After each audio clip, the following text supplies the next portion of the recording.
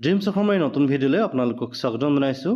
আজিৰ ভিডিঅ'ত আপোনালোকক জনাম আগন্তুক বিধানসভা নিৰ্বাচন 9 এপ্ৰিল তাৰিখৰ বাবে আপোনালোকে শিক্ষা ক্ষেত্ৰত পৰ্টেলত কেনেকৈ ছুটি আবেদন কৰিব। 9 এপ্ৰিল তাৰিখে আপোনালোকে ভোট গ্ৰহণৰ বাবে যাব লাগিব। তাৰ বাবে আপোনালোকে আগদিনাখনেই যিহেতু মেটেৰিয়েল কালেকশ্যন কৰি আপোনালোকে যাব লাগিব। 8 তাৰিখে 8, 9 আৰু 10 তাৰিখে আপোনালোকে ছুটি আবেদন কৰিব লাগিব। কেনেকৈ আপোনালোকে ছুটি আবেদন কৰিব আপোনালোকক ষ্টেপ বাই ষ্টেপ জনাম। ভিডিঅ'টো একেলগে চাই যাব। ইয়াৰ বাবে কি কৰিব লাগিব, পোনপ্ৰথমে আপোনালোকে আপোনালোকৰ মোবাইলৰ ক্ৰ'ম ব্ৰাউজাৰটো অন কৰিব। ক্ৰ'ম ব্ৰাউজাৰটো অন কৰাৰ পিছতে আপোনালোকে শিক্ষা সেতু বুলি চাৰ্চ কৰিব।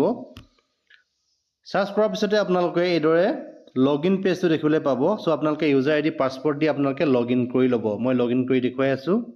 লগইন কৰাৰ পিছতে আপোনালোকে বিদ্যালয়ৰ ডেছবৰ্ডটো এইদৰে দেখিবলৈ পাব।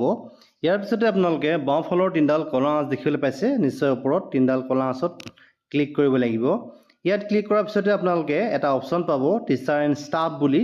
সো আপোনালোকে টিচাৰ এণ্ড ষ্টাফত পুনৰ ক্লিক কৰিব লাগিব।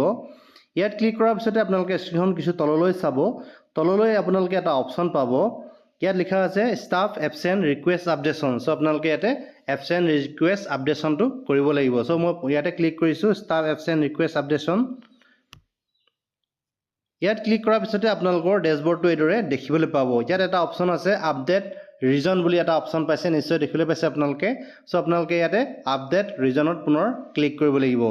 ইয়াত ক্লিক কৰাৰ পিছতে আপোনালোকে ষ্টাফ চিলেক্ট কৰিব লাগিব, ডেট চিলেক্ট কৰিব লাগিব আৰু ৰিজনটো আপোনালোকে চিলেক্ট কৰিব লাগিব। মই ষ্টাফ চিলেক্ট কৰিছোঁ।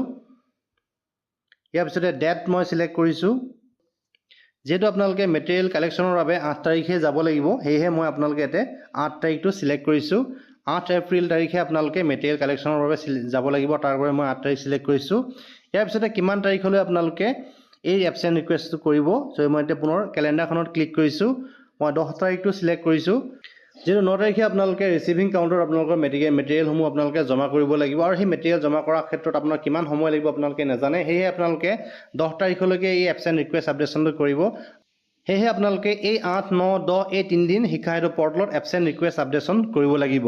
ইয়াৰ পিছতে আপোনালোকে এবচেণ্ট ৰিজনটো আপোনালোকে পুনৰ ইয়াতে ক্লিক কৰিব লাগিব। আছে অপশ্যন কেইবাটাও আছে, এই অপশ্যনসমূহৰ ভিতৰত আপোনালোকে ইলেকশ্যন ডিউটি বুলি ইয়াতে ক্লিক কৰিব লাগিব।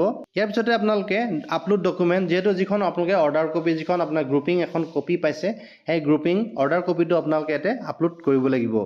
মই ইয়াতে আপলোড ডকুমেণ্টত ক্লিক কৰিছোঁ। ইয়াত দেখিবলৈ পাইছে দুটা অপশ্যন পাব আপোনালোকে, কেমেৰা আৰু ফাইল বুলি। কেমেৰাত চিলেক্ট কৰাৰ পিছতে আপোনালোকৰ যিখন আপোনালোকৰ অৰ্ডাৰ কপি আছে, সেই অৰ্ডাৰ কপিখন আপোনালোকে ইয়াতে চিলেক্ট কৰিব। চিলেক্ট কৰাৰ পিছতে আপোনালোকে ছাবমিটত ক্লিক কৰি দিব। মই ছাবমিটত ক্লিক কৰি দিছোঁ। দেখিলে ছাবমিটত ক্লিক কৰাৰ লগে লগে ইয়ৰ request has been initiated successfully, change will be reflect after 24 hours. তাৰপিছত এই যি আপোনালোকে আপডেট কৰিলে, সেই আপডেটটো আপোনালোকে পুনৰ এপ্ৰুভ কৰিব লাগিব। এপ্ৰুভ কেনেকৈ কৰিব আপোনালোকক জনাব বিচাৰিছোঁ। ইয়াৰ বাবে পুনৰ আপোনালোকে তিনিডাল কলা আঁচত ক্লিক কৰিব। তিনিডাল কলা আঁচত ক্লিক কৰাৰ পিছতে আপোনালোকে এটা অপশ্যন পাব ষ্টাফ লিভ এপ্ৰুভেল বুলি এটা অপশ্যন পাব, তাতেই আপোনালোকে পুনৰ ক্লিক কৰিব লাগিব। ইয়াত ক্লিক কৰাৰ পিছতে আপোনালোকে আপোনালোকৰ যিটো লিভ আপোনাৰ পেণ্ডিং হৈ আছিলে, সেই পেণ্ডিং লিভটো ইয়াত শ্ব' কৰিব। শ্ব' কৰাৰ পিছত আপোনালোকে এপ্ৰুভত ক্লিক কৰি দিব। এপ্ৰুভত ক্লিক কৰাৰ পিছত আপোনালোকে ৰিজন বিচাৰিব, কি কাৰণে আপোনালোকে এই এবচেণ্ট ৰিকুৱেষ্ট আপডেশ্যনটো কৰিছে। আপোনালোকে তাত ইলেকশ্যন ট্ৰেইনিং বুলি লিখি ছাবমিট কৰি দিব।